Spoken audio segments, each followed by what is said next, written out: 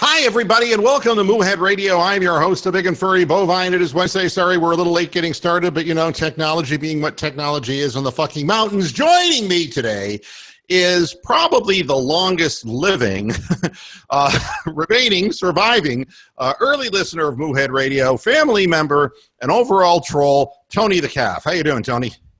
Good. How are you? I'm good. It's good to see you again, and it's good hearing your voice rather than having to read your insipid tweets. No disrespect to Sam. Yes, I am still living. Yeah, well, and there are others who I seriously wonder. Goldfinger. I talked to John and Warren the other day, so he's still alive. Oh yeah, John, big Trump supporter. Yeah. He and I go back and forth on Facebook all the time. He's a great guy. Yeah, he bless him. I mean, hey, everyone has a right to be confused. Now, we start out the show. What are you drinking there? Alka-Seltzer? Milk. Good for your bones. Breakfast of champions. Pop. Good.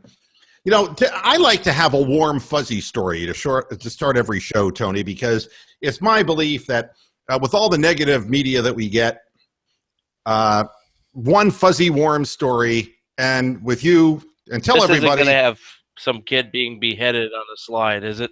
No, there'll be no bloody water today. That was a good story, I thought. The headless kid coming down the slide while his friends turned around and went, "Holy shit!"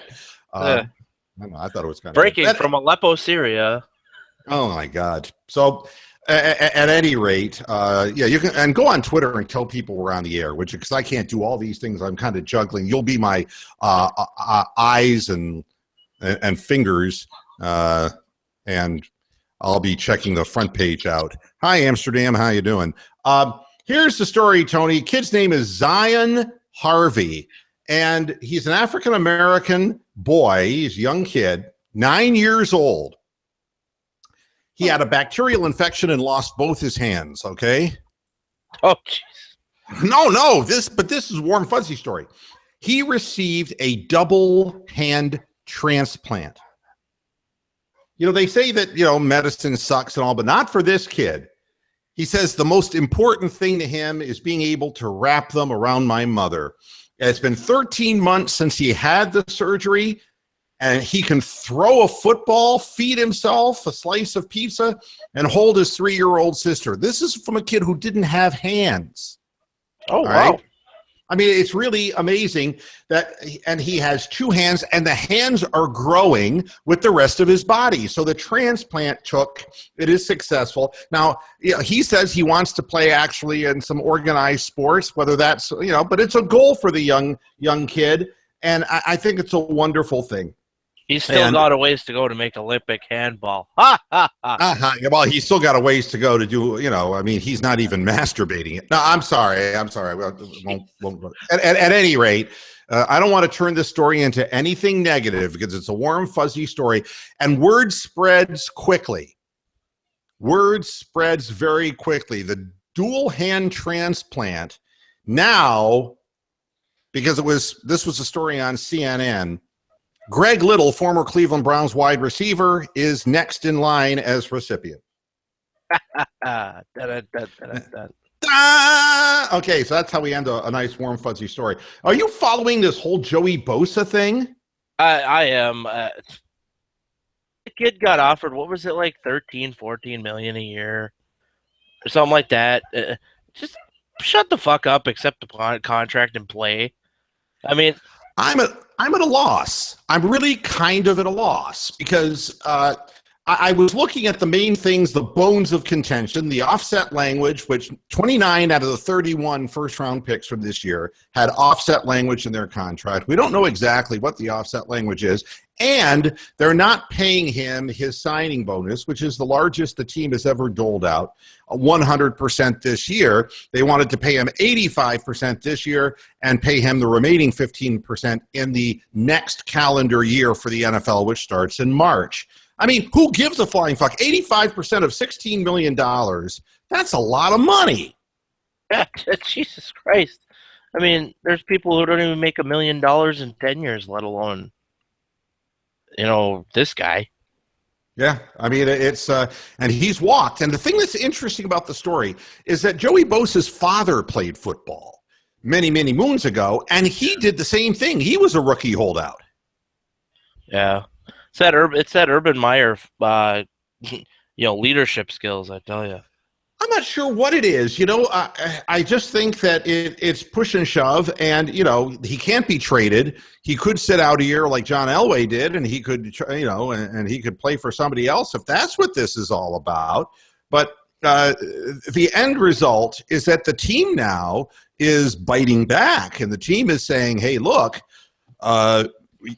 we gave you an opportunity to get into camp here. You're not in a camp. You're not going to be able to contribute to 16 games. So we're going to restructure your contract because you're not going to be effective for 16 games this season." So this thing's going like a big shitball downhill, Tony. Right.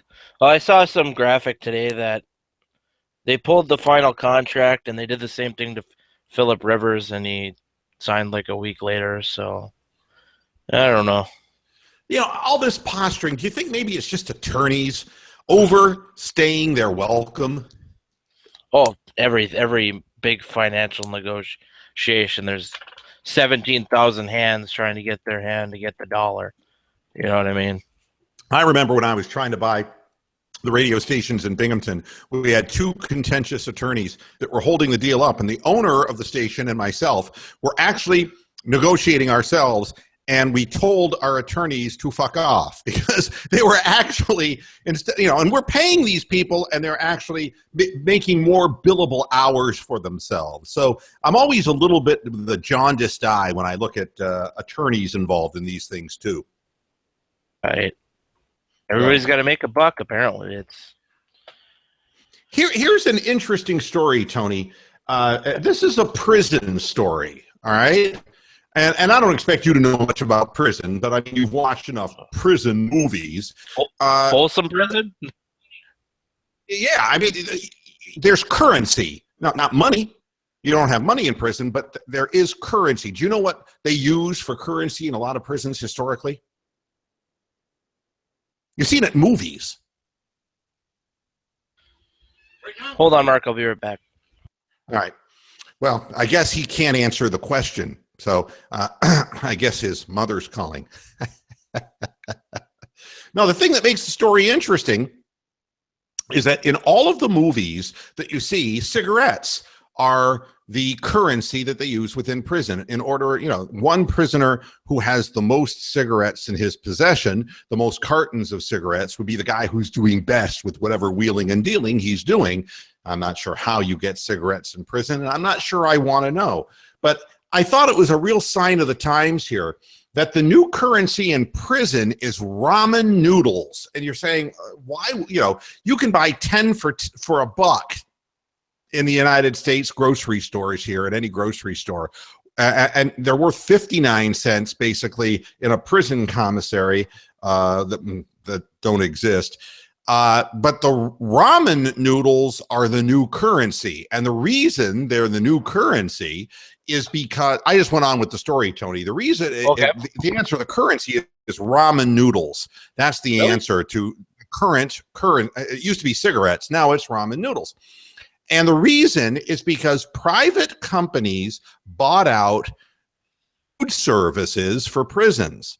And in order to make more fucking money, this is the great capitalist world we live in today, they cut down the size of the meals for prisoners to the point where they don't have enough food. They shrunk down on weekends. There's no lunch whatsoever. So the ramen noodles fill them up. And so the ramen noodles became currency in prisons. Jesus. I mean, I know prisoners already get shit for food, but I mean, it's kind of. They used to get 3 hot meals a day. Now they get luncheon meat during the week for lunch and nothing during the weekends, and it's all profit motive. And this comes in the same day that EpiPens. I don't know. You're aware of what an EpiPen is? Oh yeah. Yeah. I mean, people with severe allergies, food allergies, and like carry EpiPens with them. Spinner Dave used to have an EpiPen. And stuff like that and all that. Yep. the price has gone up for EpiPens so dramatically. Like they were like $59, now they're $316. It's all fucking profit motive in this country. And who are the biggest users of EpiPens? Drug addicts? Children. Oh yeah, because like sports and stuff.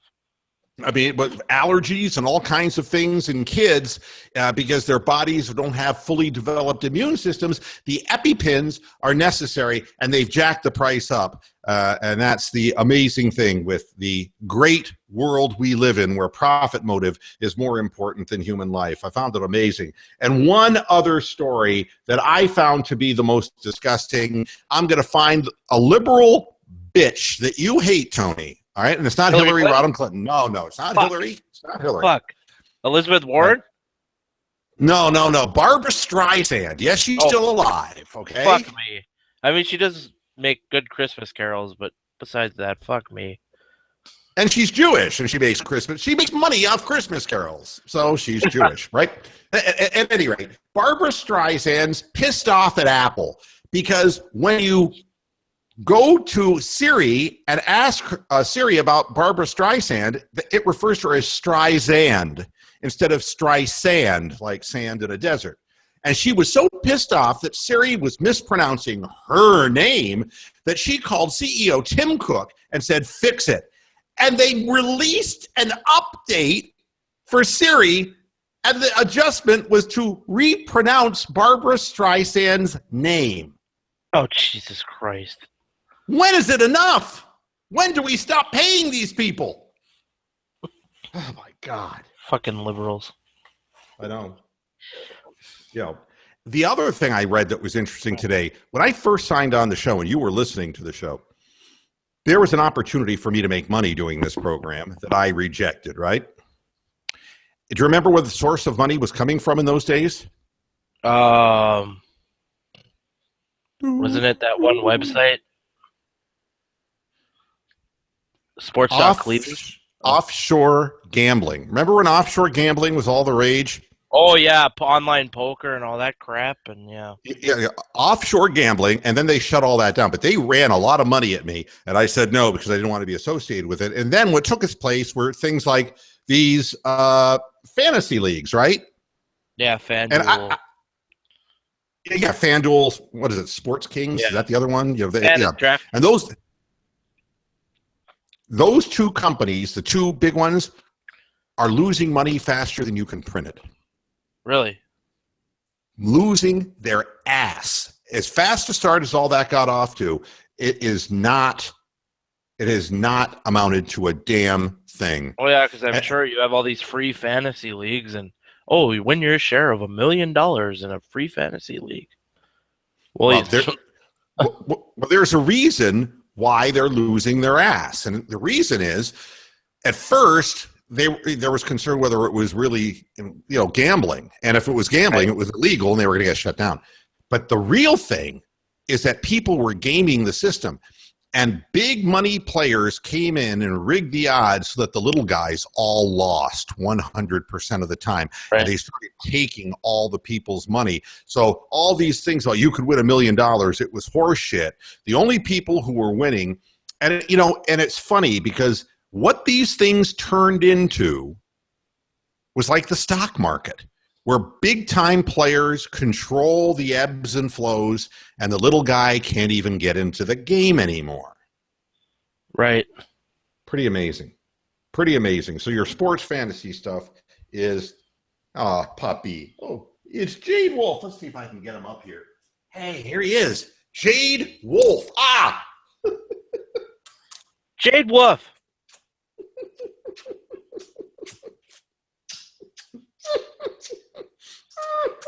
Okay, puppy mutt. He's such a good dog. It's not going to be 17 Shelties. Yeah. It seems like 101 Dalmatians, right? Now go ahead. I got a heartwarming end story. Oh, okay, good. I like these.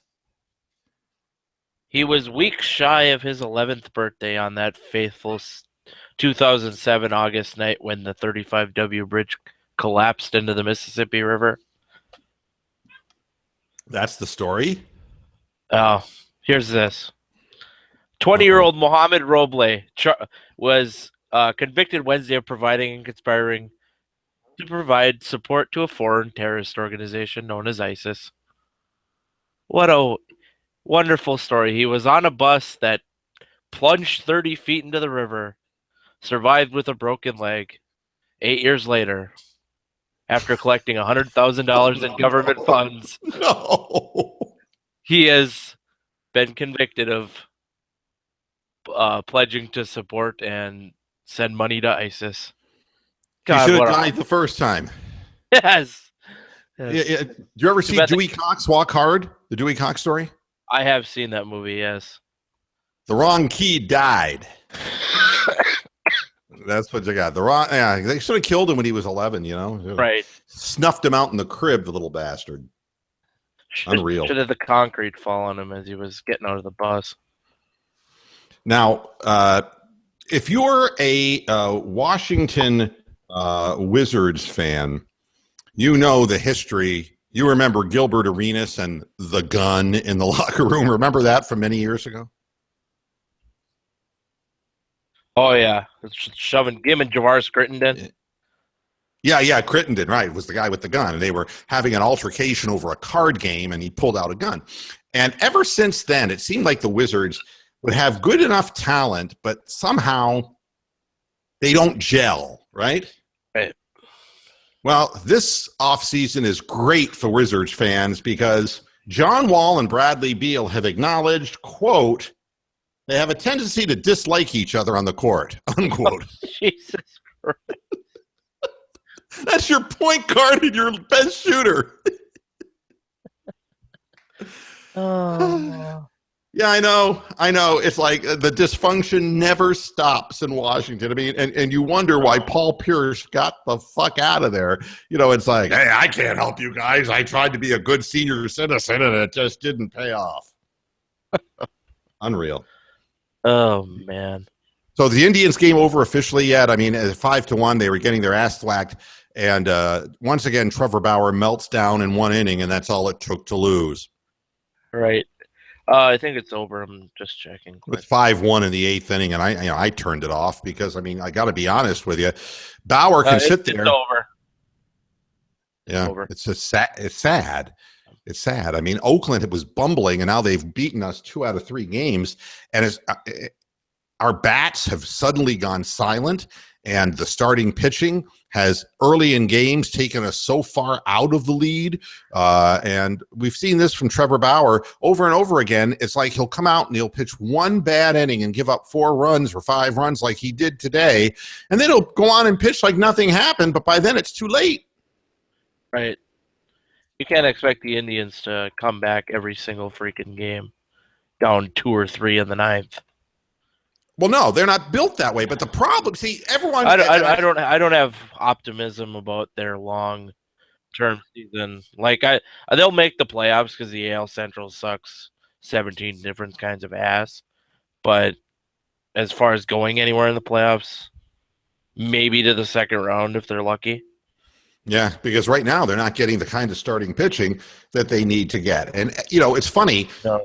The article that was written on Cleveland.com was like, with Salazar's last 2 starts, after being on the DL, is it time to maybe sit him down and, because he's, are we going to give up hope with him? And it's like, I don't know how you could write something that stupid, because in the 2 previous games, Carlos Carrasco looked terrible, and then he looked great, in his last outing. I think Salazar, I'm much more worried about Josh Tomlin than I would ever be worried about Danny Salazar. Danny Salazar throws a 96, 97 mile an hour fastball. He's not spotting it, and he's up in the zone. He's falling behind in counts, and he's not able to use his secondary pitch because he doesn't consistently throw it for strikes. And when you're down 2-0 in the count, you can't throw a rising fastball. They just lay off it. It's one of those things. You can't trust fly ball pitchers in this league. And the Twins are notorious. They have Phil Hughes and Irvin Santana. They're all fly ball pitchers. They have no pitcher that can throw, straight gas and strike a guy out. Yeah, to anymore. contact, yeah, and that's Josh Tomlin. The description of Yeah. Tomlin, exactly, giving up so many home runs. And with an 88-mile-an-hour fastball and a 75-mile-an-hour curve that can stay up in the zone. Yeah, and in the summer when the ball carries, especially when the ball's juiced like it is this year, a pitcher like Josh Tomlin is not going to win on a consistent level. But that's not what worries me most about the Indians. The thing that worries me the most is that they've really are starting to stop hitting. They're not scoring the runs in bunches. They had a couple of dramatic wins, yes, but winning 1-0 or 3-2 or 2-1 is not going to cut it when you're going to be playing teams that hit as many home runs as the Blue Jays do, as the Orioles do, teams that hit a ton of home runs. You're not going to win 2 or 3 runs, and I'm concerned that the real problem is that we were trying to get Lucroy for a reason, up an offensive weakness, and we didn't land him, and we didn't get anything besides Brandon Guyer, and we don't really have a depth with Brantley gone for the season. Right. I mean, Abraham Almonte, no way. Well, and he's not eligible to play in the postseason anyway. We have a lot of weaknesses offensively, and that's what I'm more worried about than anything with the Indians is that can they make it to the finish line with the guys they have hitting 1 through 9? And, you can't look at Napoli and say you got to have a better season because Nap isn't going to do better in the end of the season than he has in the beginning of the season. He's just been remarkable. You can't look at Jose Ramirez and say do more. You can't look at Kip and say do more. You can't even look at Santana with 27 home runs and say do more. It's going to fall on the shoulders, or Naquin. You can't say to Naquin do more. It's going to fall on the shoulders of some people who are these, we don't have a catcher, and we're waiting for Gomes. And, Gomes wasn't hitting, but at least he can call a decent game. I don't know. The Indians right now, and they're being stopped by average pitchers. Just a concern. Getting a little nervous. Right. Now, why isn't Andrew Miller the closer? Because Terry Francona is one of these people who obviously can't tell somebody bad news. That's the only explanation that I could have with this. I mean, he's got a very clear demarcation. Shaw in the 7th, Miller in the 8th, Cody Allen in the 9th, or Shaw in the 7th, Cody Allen in the 8th, Miller in the 9th. And I got to tell you, Miller's stuff is filthier than Cody Allen's, and Cody Allen's stuff is filthier than Shaw's. So right. 7, 8, 9 should be as you would suggest and have Miller as the closer. But for some reason, Tito has it in his mind that Andrew Miller's a left-handed pitcher who comes in against left-handed hitters. And it's like, he's nasty. He's filthy against righties with that slider that dives down. Right. Righties don't hit him at all. No. Oh, God, no. I saw that at-bat where the guy's ankles broke. Yeah, if you're a left-handed hitter, you're going to bail out. But if you're a right-handed hitter, you start swinging, that thing drops down so precipitously. If he gets 2 strikes on you with the fastball, that slider is going to put you away. It's why he strikes out as many guys as he does. Cody Allen has a nice curveball when it's working. I'd say put him in the 8th and put Shaw in the 7th and get rid of the McAllister. Just get rid of him. I don't understand what he brings to the dance at all. He's a one-pitch pitcher who's just a straight fastball pitcher. It's a mistake keeping him around because he's got no future, I don't think. Right. So, I don't know. I'm just not really into baseball this year. I think most of it's because the Twins are so bad, but it's just... Did you expect them to be this bad? I didn't. Last year, they almost made the playoffs. I mean... It was down to that fateful night in Cleveland when I forget who, I think it was Ramirez, when the Indians were like way out of it and he started, moonwalking and, gloating on his way home, and Molitor got pissed. But I thought, that we'd be decent. I thought, we'd be in contention. Not this bad. I mean, what? I don't even. Yeah. I mean, we've got Kepler's looking okay. Hello, Sano, but Buxton hasn't lived up to promise. Joe Mauer's not worth a fuck anymore. Brian Dozier. I mean, he's got power. Dozier, yeah. he doesn't hit for average, but he's hit a lot of home runs. I mean, Right. But the The pitching, Chinese guy that we signed didn't amount to shit. wasn't he Korean? Yeah, Byung Ho Park. Bill Park, is that his name? Yeah. He didn't amount to shit. He fizzled. He started out good, and then he fizzled. Yeah. Hi to Sundance, who's saying sit Tomlin and start Clevenger. Got nothing to lose. I agree with that. Hi to Bip the Clown. And and Bip the Clown is saying, "Oh, you got Curry and Wiggins posters. You're living the dream, Tony." So there you go. You got I fans. got Bronk under his 17 different alias. Yeah, Bip the Clown, right? But here's something. While we're talking about, Curry and the Warriors, Kevin Durant was quoted as saying that playing in the Olympics helped take some of the pressure off him from the scrutiny and the criticism that he was receiving. Can't help but think that what does he know about criticism, for God's sakes? I mean, does he realize that LeBron James, when he came into the league, when they got swept in the playoffs by a mighty Spurs team early in LeBron's career, that he had to listen to that for how many years? And all the years he was in Cleveland that they didn't win the championship, the criticism that he took because he couldn't carry them on his shoulders individually. And then the scrutiny of the first year in Miami when they didn't win it. And then, the falling out and leaving Cleveland, he had that criticism, the way he left Cleveland. Then he had the criticism the first year in Miami that he wins 2 championships in the last year. When he leaves Miami, loses the championship, leaves Miami to come back to Cleveland, the shit that he took and the criticism from that. What is Kevin Durant talking about? What criticism has he had in his fucking life? Right. I mean, do you think he's deserving of the criticism? Do you think that he deserves a little bit slap in the face?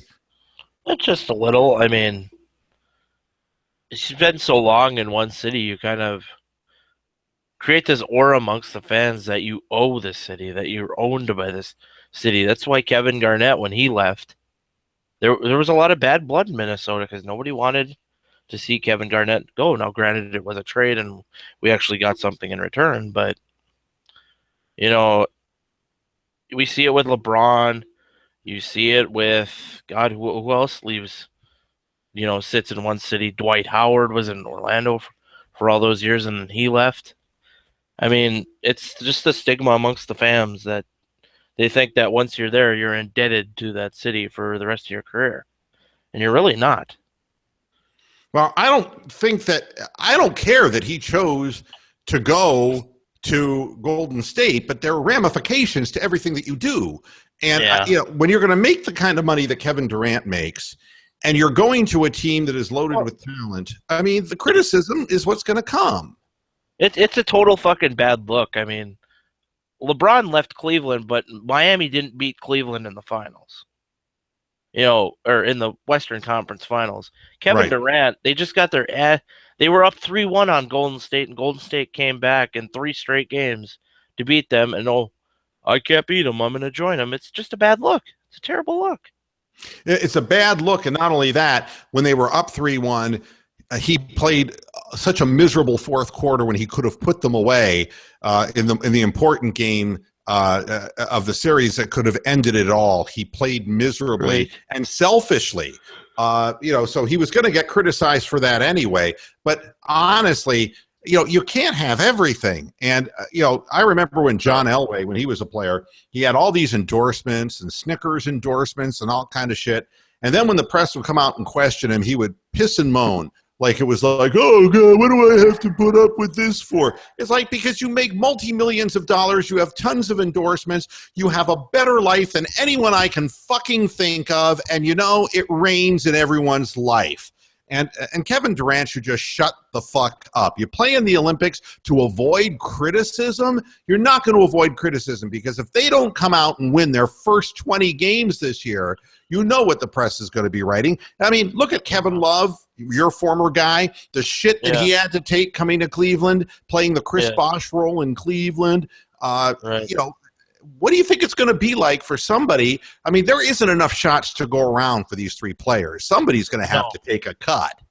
And then you got to get Draymond Draymond his shots. You got to get, David West something off the bench. You got Zaza Pachulia. He's got to get some looks. I mean, the hell, it's going to be a nightmare. Well, it's going to be hard, and Steve Kerr is a good enough coach, although his love affair with Festus Ezeli won us the title. But be that as it may, he's a calm guy. He should be able to keep people in place, but somebody's going to have to take a haircut here in order to make way for Kevin Durant. And like in the Olympics, Kevin Durant took all the shots. I mean, I don't know if you watched any of the games, but he was hoisting left and right. Yeah. Andrew Bogut's injury won you that title, by the way. I think that's Bogut were healthy. Yeah. Yeah. Because Bogut definitely would have been a rim protector, and Festus Ezeli, I don't even know what the hell Festus Ezeli was. He was a tree ornament. Yeah, and then he had. Steve Kerr had Festus Ezeli and Anderson Varejao. It's like, gee, George, which one do I pick? Yeah, that's the thing. I mean, Anderson, as much as people loved Andy in Cleveland, he's done. I mean, we saw that his athleticism had been robbed from him. His heart was still there, but there was no verticality left. There was no quickness to the ball. He's just all heart, but it wasn't going to cut it against Cleveland. He was missing his shots from the field. He was wildly hurling up shots on the run. He was missing free throws. And Ezeli, they just kept trapping him on LeBron in the critical moments of the game, and it was a disaster. Why Kerr even put Ezeli back in, I have no idea. Right. But at any rate, he hasn't started with the criticism yet. He doesn't know how deep the shit can get. When you make a choice like he made, if it doesn't get off to a rip-roaring start, and I'm telling you, Curry, for as fine a shooter as he is, he takes things hard and he gets down on himself. And if this thing starts negatively, it'll be interesting to see who can pull themselves up by the bootstraps like the Cavaliers had to do with the press against them. Who is going to be that team leader that LeBron was in Cleveland to keep the guys together? Right. You didn't get enough rest, did you? No, I had to work at 4 o'clock this morning, so it was a little late. Oh, really? Where were you working at? I work at Lowe's now. Oh, that's right. Yeah. What do you do at Lowe's? I'm in the building materials department. So 4 o'clock in the morning, man. That's like we had and then I had worked till 8 o'clock last night. So it's like, oh Jesus Christ. Well, we had a freight truck this morning, so yeah, those big stores. You get lost in those places, man. I've been there for 2 years now, though, so I'm almost full time. I'm not quite full time yet, but I've been there. You'll get there. Yeah. You'll get there. Yeah, you just keep your face clean. Keep your face clean. You'll get a full time clean. Pretty soon you'll be a full time greeter at Walmart. It's just yeah. I'm old enough to be a full time greeter at Walmart. What do you think of the Browns, Tony? I mean, if you, without really getting overly dramatic about it, what do you see as the strong suit, the weak suit, and the reality? And how long do you think it'll take for Hugh Jackson, assuming that they give him a few years, unlike some of the other coaches? How long do you think? How long do you think it would take to get this team to a 500 team? I'd say give it 2 years. 2 years. They have to rebuild that offensive line. I think Joe Thomas is the one anchor you can keep. The rest of them, Pastor, Cam Irving. If he hikes the ball any farther, it's going to land in Cincinnati. For God's sake. Do you think he's got the yips? What do you think that is all about? Just the speed of the game bothering him? What's up with that? Could it be a switch? Wasn't he playing like left guard last season or something like that? He was a center in college. College, and he was moved from his natural position last year, and moved back to his natural position. But in the shotgun, he's all over the place, man. And when RG3 can't get a hand on a ball, he's pretty athletic. It was a bad snap. Right, and that's another thing. RG3, he's got the good arm, he's got the speed, but that knee, man. He's got that knee problem, and it's always going to be there. I mean, You have to be a little leery of that. well, I mean, I don't mind having Josh McCown as a backup quarterback. Oh, Really, no. I Everybody mean, wants to trade him. I'm like, no, keep him. yeah, well, there's a good likelihood that he is going to that he's going to play because RG3, and What are what you I going to trade him like. and keep Cody Kessler and then have Cody Kessler come in? I haven't seen enough of Cody Kessler to tell you anything about him one way or the other, and obviously he's not an answer anytime soon. What I like and what I saw is that they're calling runs for RG3 on rollouts where if he has the option to just throw the ball away or take off down a seam and then slide, and he's being good. He's sliding, he's protecting himself, and that's a real good thing. The problem is he can't get excited and start freelancing too much, Yeah. You're going to have a great wide receiver core, no doubt. Yeah, I mean, what do you think of Terrell Pryor, really? I mean, do you think that this is real, or do you think this is just a preseason illusion? It's tough to say. I mean, do I think he's an all-star number one? Probably not. Number two, I can see a number three for sure, but I mean, maybe it's just the right fit. I don't know, but he's gonna have to, at some point, Josh Gordon's gonna get, do something stupid again. That's gonna happen. And from what I've seen so far, Corey Coleman can't stay healthy. Well, So soft tissue injuries have been the bane of young college receivers coming out, and they say that they are in shape coming into camp. You believe that they're not, and it's harder and harder to keep an eye on these people. And there's a reason. Now, in later years, Joe Thomas is not playing in the preseason because he's sparing his body. But his Lou Gehrig record of not missing a snap for since his rookie season. I mean, but this is a guy who takes care of himself. And a lot of these college guys, once they sign for the big money, they go off on the party train and they're not taking care of themselves. And soft tissue injuries are what happen to people who are not stretched out, who go out and try to play with a higher motor after they haven't been stretching and they're not limber. LeBron James, during his entire offseason, will be doing yoga. There's a reason why LeBron James, at his age, is still able to take falls like he takes and gets up because of his flexibility. Young guys should be paying attention to that if they want to have long careers. right. The defense, I think the defense stinks. I mean, I know we haven't seen Hayden, but they can't stop anybody. For every play I've seen in the first couple of games, they're giving up 5, 6, 7 yards a clip.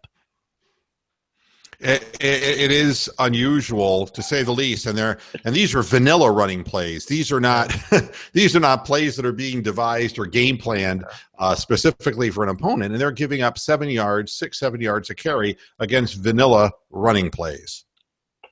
It's that Ray Horton defense. But don't you get the feeling that the Ray Horton defense is predicated on having a certain type of personnel where you can pressure and blitz? I mean, with our cornerbacks, are you kidding me? Jamar Taylor and Joe Hayden coming off ankle injury. I mean, do you really think that Ray Horton is going to be able to run any blitz packages at all and put those guys on an island? Oh, hell no. I mean, what are you going to have, Tramon Williams blocking some or Nickelback? Guarding somebody. I mean, Pierre Desir is not going to be on the team. Justin Gilbert, I mean, that guy, holy smokes. That guy is just terrible. Yeah, doesn't have a clue where he's supposed. It's just like Barkevius Mingo, didn't have a clue where he's supposed to be on the field. And when you don't have the IQ to play the game, it's a real problem. You can have all the athleticism in the world, but if your instincts take you the wrong way every time I see Mingo, he's blowing by people. Right. I mean, doesn't have tackling mechanics. No, I mean, and it's really weird. I've never seen a player show up into a frame so quickly and whiff. I mean, just like, well, I expected him to. It's almost like he has some kind of a myopic, ocular problem. Like he has, macular degeneration and his eyesight is going. He's always a hair off in the wrong place, day late, dollar short. Really peculiar. Right. So, I can't say I disagree with you. To me, the potential best things that this team has are Duke Johnson, who I think is a clever pass catching and sneaky running back. Crowell is a mystery to me, but I think that he has skills if he had a line in front of him. And I think the receivers that we have, I like the fact that we have some bigger guys. We've got Corey Coleman, we've got Andrew Hawkins, and I want to see Rashard Higgins play. So I think with these 5 people, we actually have professional receivers who can do some damage, along with Josh Gordon, assuming that after 4 weeks that he's going to be able to come in and contribute in any meaningful way. But the defense, the thing that really scares me is that we don't have a single player with the ability to sack the quarterback. We don't have anybody who in a one-on-one situation is a Jerome Kearse kind of beast, a guy who would be able to beat his man around the end. We don't have anybody who is a sack guy. And no. I mean, Danny Shelton's not that guy. No. No, I mean, we just don't have it. And nobody with that kind of speed. Agba has been virtually invisible in the game time that he's played. And if you're not putting pressure on the quarterback, and the other thing is it's not like I could live with maybe not the best pass rush in the world if they were stopping the run. But they're not. I wonder what the defensive line is doing, because they're not beating their man on one-on-one tackles, and I haven't seen a play smothered behind the line of scrimmage in 2 preseason games, which is amazing. Right. I don't think they've had a sack in the first 2 preseason games. And what's funny about it, now I understand you have Desmond Bryant gone, and you have Armonte Bryant gone, and those guys were, I guess, the best pass rushers that were on the roster, and the replacements just aren't good. And that's a huge problem. The other problem is, even if they're trying to stand up their man at the line of scrimmage, I don't see the linebackers coming in behind them to kind of smother plays. I don't see the linebackers. There's usually your middle linebacker is a guy who should be seeing and shooting the gap. When he sees that, he sees it's a running play, he has the quickness and the decisiveness to slash through and plug up a hole. Where are our linebackers? I mean, I haven't heard Paul Kruger's name once. No, and that's the other thing. They really fucked him around last year and changed his position, but I don't know what he's doing now.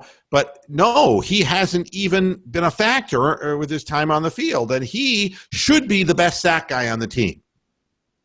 Right. But he's not doing anything. So, and the secondary is really scary. Poyer as a safety and Campbell as a safety. This scares me. That if you get beat deep, there isn't going to be help behind you, because these are players. Poirier was terrible last year. He does not know how to take an angle to a play. And Ibrahim Campbell, I have no idea why, or I think we just run out of bodies, basically, is what it amounts to. It's difficult. And I don't see what the scary part for me is. I see this defense giving up big plays. That's the thing that's scary is I don't even think this group of players can play bend, not break. I think that they are susceptible to big plays and there could be big scores run up against this team. Right. Oh, Moo, I've got to get going. All right. Fun joining you today. Well, yeah, it was good having you here, and I appreciate you jumping in and stepping in for Michelle, who had a commitment that she had to run to that she had forgotten about. But thank you, and I'm glad you're doing well, and keep working hard and get that full-time gig, babe. Yeah, whenever she's gone, just hit me up on Twitter or something. I'll come by and hang out for a while. So appreciate it, man. All right, see you later. You be good. Bye. Bye-bye.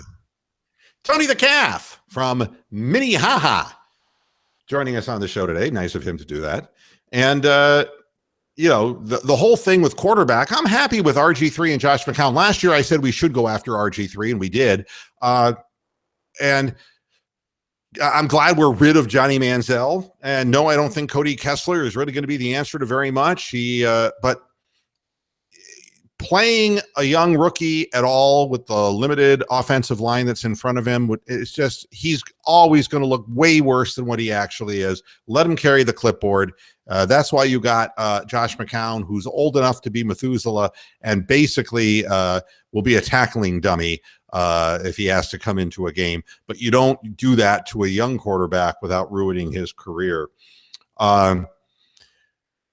Just about done on the program today, although I did want to mention something that, you know, I guess if you do sports commentary long enough, you see stories that kind of remind you of other things. And I see here that UFC 205, which is going to be the big card, that Ronda Rousey is definitely not fighting then. And, you know, it's like, whatever happened to Ronda Rousey? She got beat once and got knocked out, and, you know, she hasn't fought since. It really reminds me of the history of boxing when the unbeatable guy, Mike Tyson, right, gets decked and knocked out by Buster Douglas, and he's never the same afterwards. We've seen this happen a lot of times when a guy who doesn't appear like Sugar Ray Leonard, you know, a guy went on winning, and then he gets knocked out, beat up once, and then he gets knocked out cold.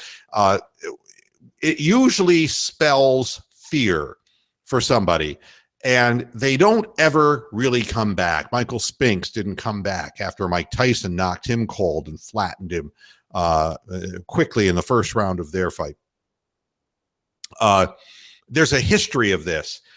And Ronda Rousey, she really wasn't that bad to begin with. And I guess we all bought into the hype because we wanted to see a female fighter who was dominant. We wanted to see somebody who was so far ahead of that game that would hold that sport and lift it to a higher level. And instead we've had, the women's championship with UFC has gone like the WWE championship. I mean, it's changed hands so many times because really nobody's better than anybody else. And Ronda Rousey turned out to be not any better than anybody else. And it's just kind of a sad thing.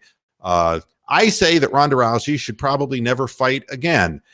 She should have made enough in her short time. And, the way it works is that when she does, or if she does come back, they're going to put her in with a bunch of cream puffs and try to build that thing back up again. But we do know this, that in the boxing game, you can puff up somebody's record and it doesn't mean a damn thing. And then in the end, they eventually have to fight somebody. And I can't tell you how many times we've seen heavyweight fighters who really were trumped up with, they would lose one fight in a championship bid, and then they get built up. It was like Bruno from England back when, and they build them up, and then slowly they'll get knocked out again in their next title shot. Ronda Rousey will never be looked upon seriously again, and that's really kind of a sad thing. One last thing, and this is the type of story that makes me scratch my big cow head. What they're saying regarding the Browns preseason is that teams that go 0-4 actually historically have better regular season records than teams that go 1-3 in the preseason. The teams that win 2 or more games have the highest chance of making the playoffs. And I'm saying playoffs. You can't say playoffs and Browns in the same sentence right now. It's just not good. But that's what the press writes about. It's like, oh, man, I think we're better off going 0-4. And it's like, something, I don't think these games count, to be very honest with you, but I know that it's going to be very difficult for the Cleveland Browns, with the way their schedule is situated, so many road games for them to really, they're going to be 0-4 so quick it'll make your head spin. That's what it amounts to. Well, everybody, thanks a lot for jumping in and joining us on Moohead Radio. Thanks to Tony the Calf in Minnesota. We'll be back again on Friday. Now, here's the deal. Friday will be a regular 6 o'clock show, and from 6 to 7 is normal. However, the Browns preseason game is on at 8 o'clock. We'll be doing our first Cleveland Browns halftime show on Friday to talk about how the first string looked in the dress rehearsal of the Moohead halftime and postgame show. We will not be doing a postgame show. I don't want to stay up that late and just talk about a second half where people are just trying to play their way onto a 53-man roster. But this will be our dress rehearsal. So be prepared. You're going to see two Mooheads on Friday, 6 to 7, and then probably around 9:30 at halftime. And, of course, that's a nationally televised game, so you don't have to stream that on your computer. Thanks, everybody, for tuning in. I appreciate it. Be back again on Friday twice. Until then, hasta la vista, Pasture Heads. Good night.